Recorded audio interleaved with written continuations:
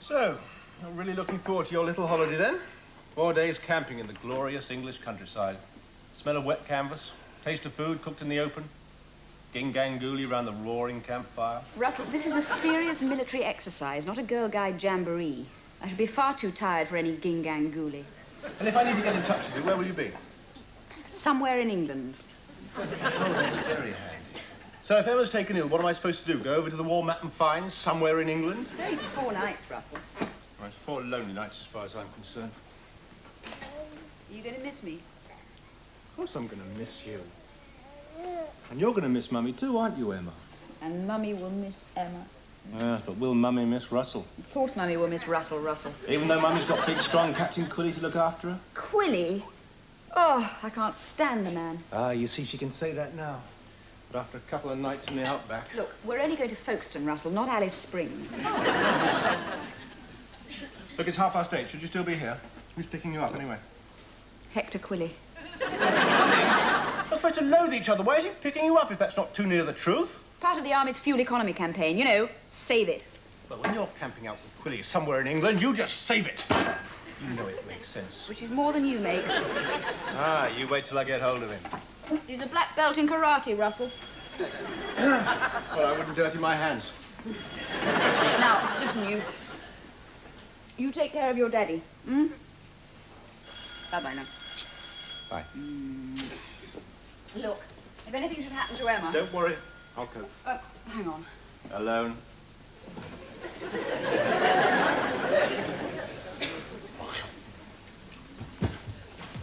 Right.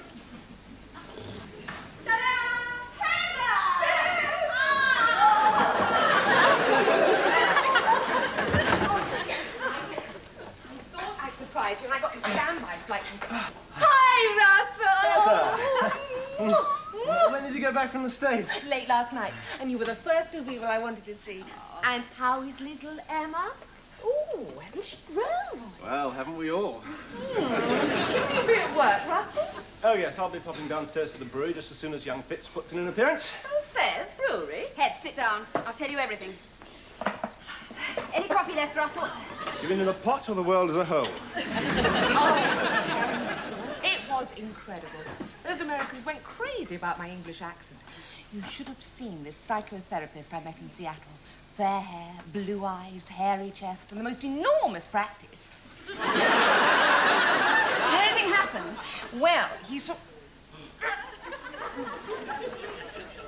Oh, it's quite all right. You can talk in front of me. We housewives are very liberated these days. Housewives?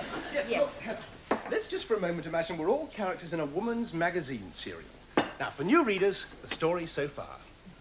After Emma is born, it's tough for Russell and Penny to cope on Russell's wages. But then Russell is offered the chance of promotion, though it does mean moving with his employers to Workington. However, Penny won't move to Workington under any circumstances, so Russell has to take his redundancy money.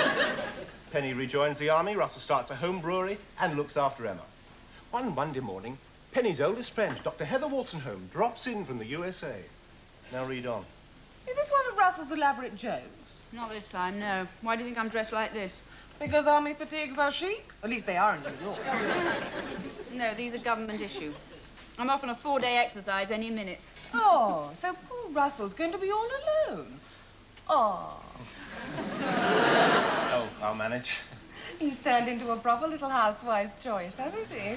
Yes, hasn't he? Wait a minute. I could always lend a hand if Russ is pushed. I'm not doing any pushing. That sounds like Quilly.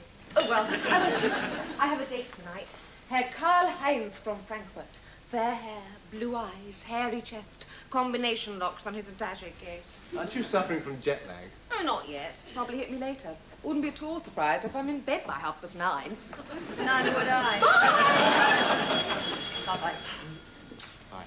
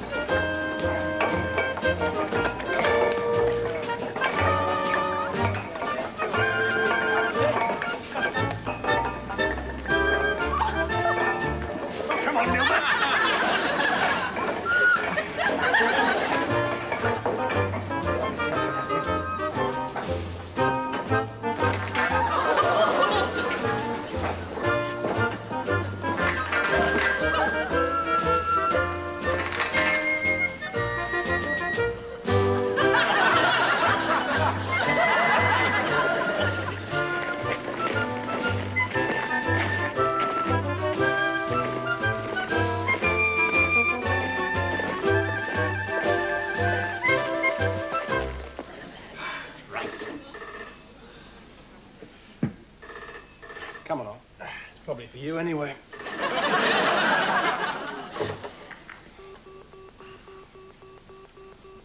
Hello?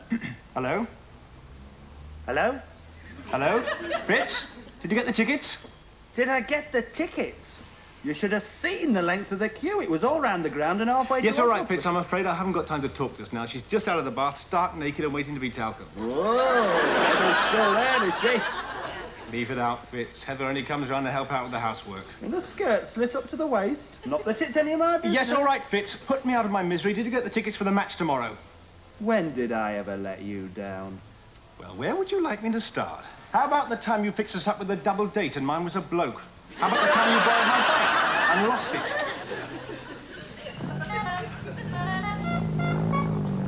Russell! I'm home. Ugh. Oh.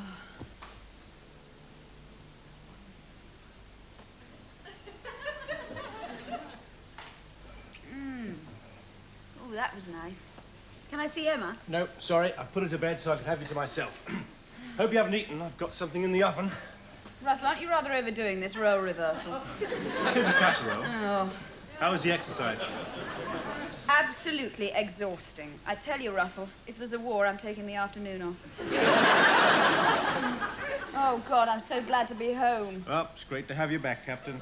Oh, yes, that reminds me. Has, Heather been bothering you? Oh, she's no bother. She has been here. Now and then. Well, every day, actually, but I've really put her through it. Through what? Well, she wanted to help.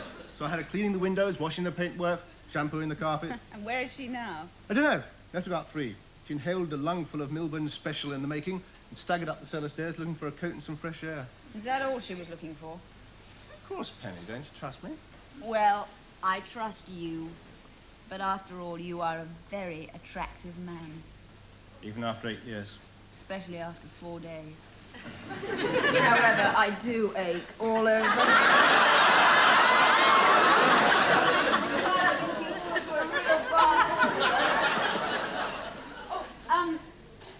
Darling, by the way, look, would you mind terribly if we asked Colonel Sanderson and his good lady to dinner one evening?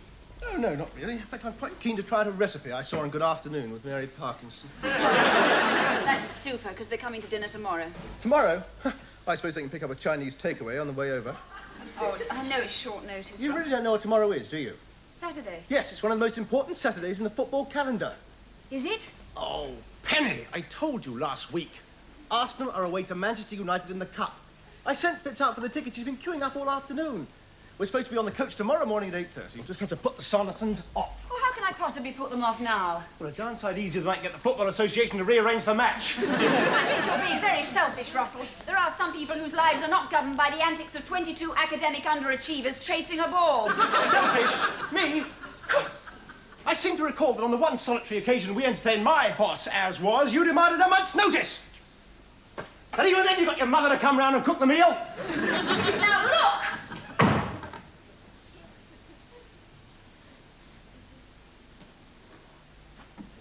Now, you've no time for a bath. Supper's in 5 minutes.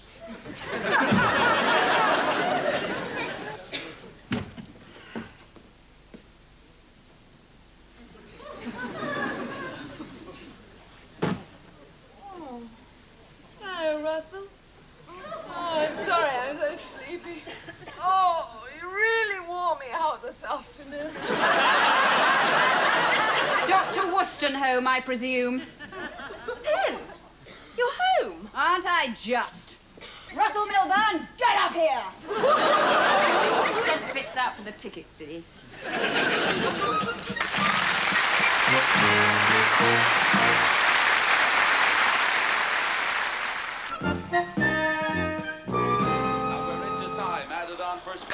Russell, I thought if Look, I want to apologize. Russ? Listen to me. Russell, I have got to apologize.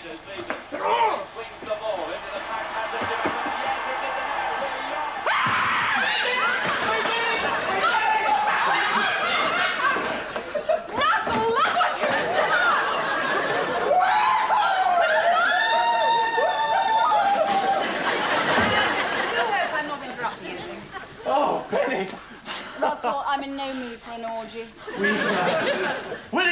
the dying seconds! Oh, is that all?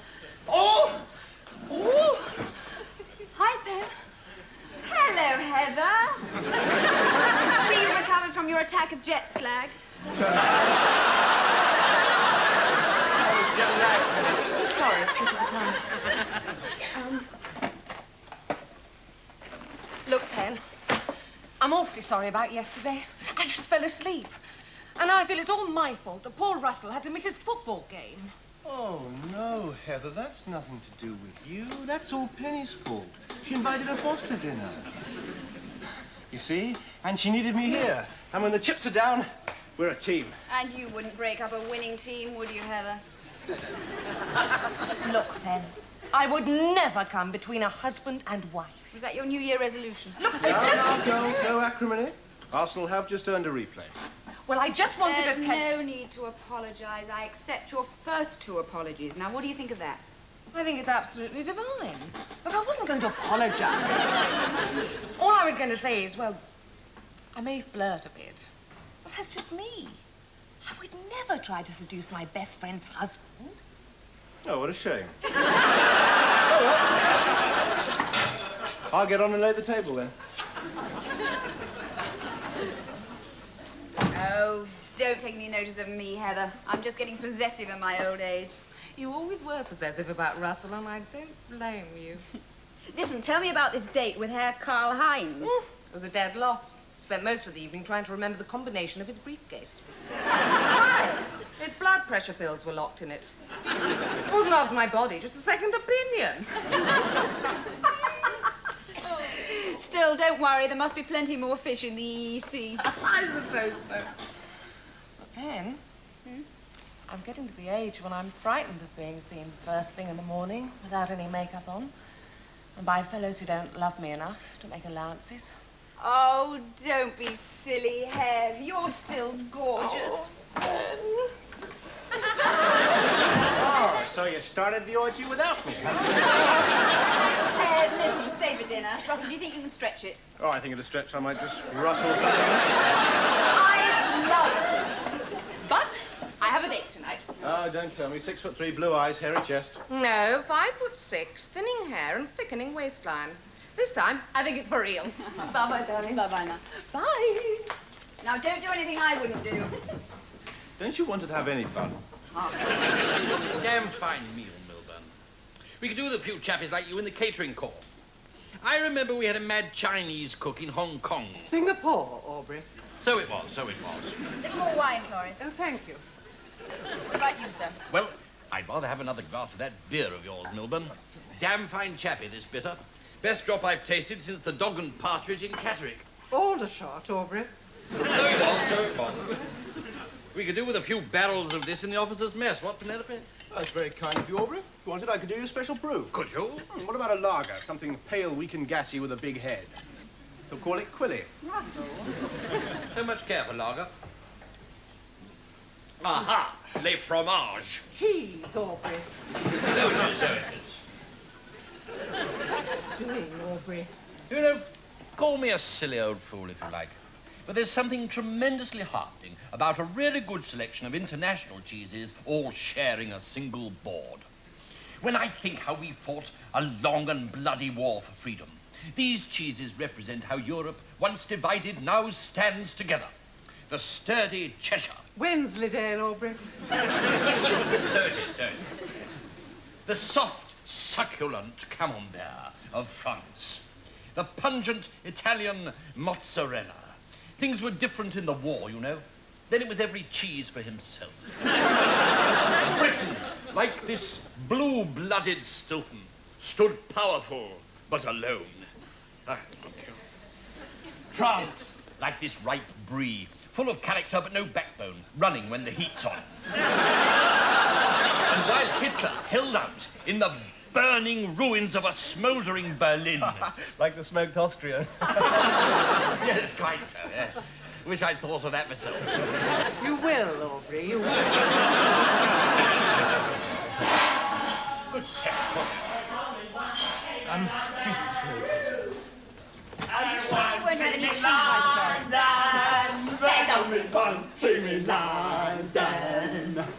Oh, one team in...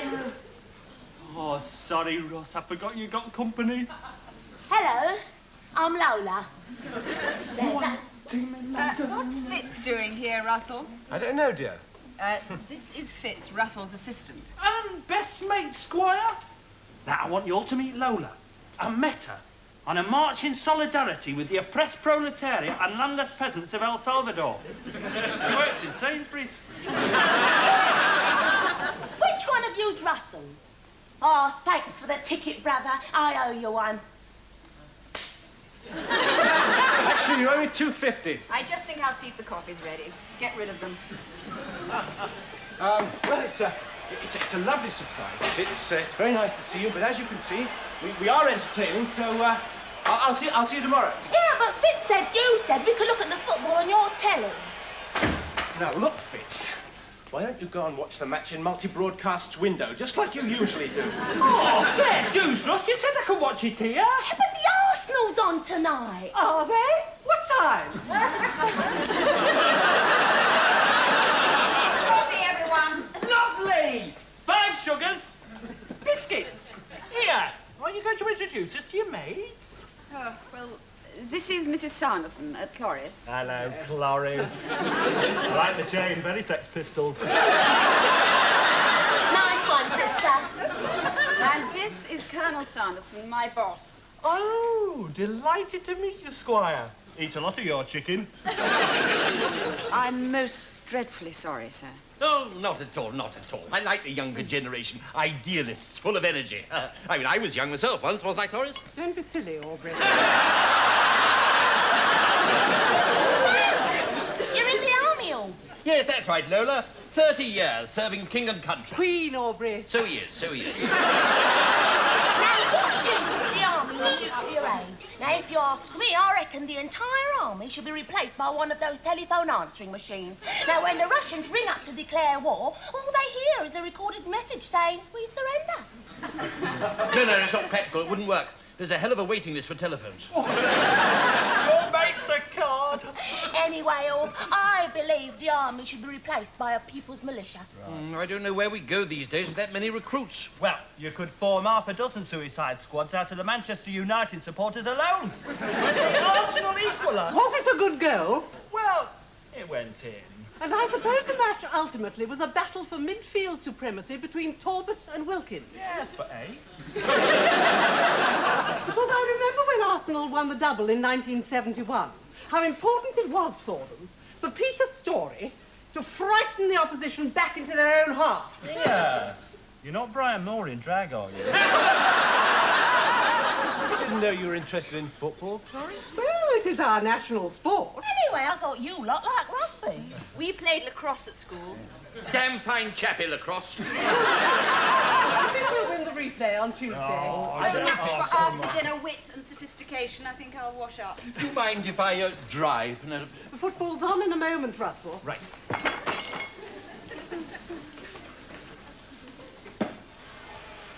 I suppose you're all too young to remember how Arsenal won the cup in 1950. I'm too young, yes, but my dad remembers it. It was the night I was conceived.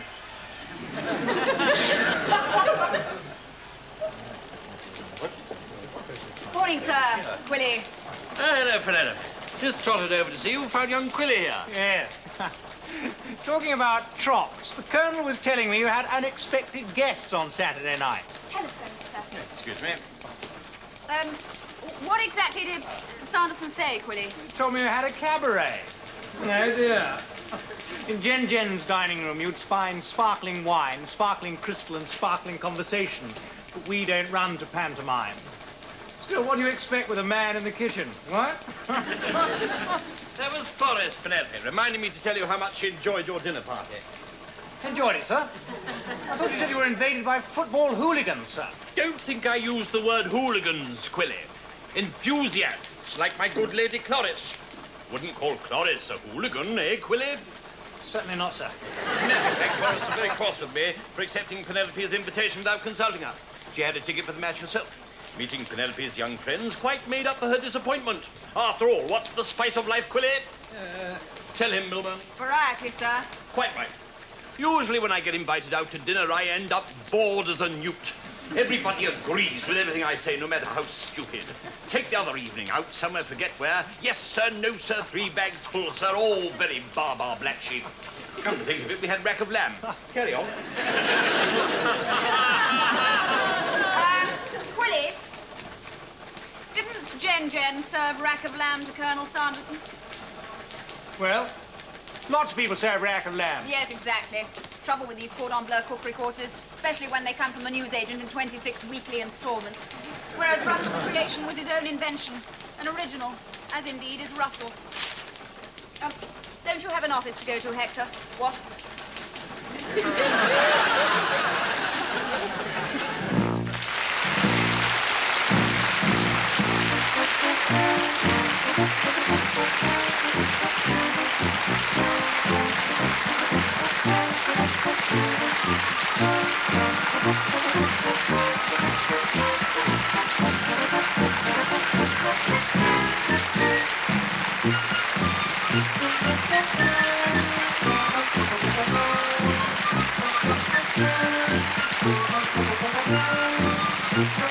Thank you.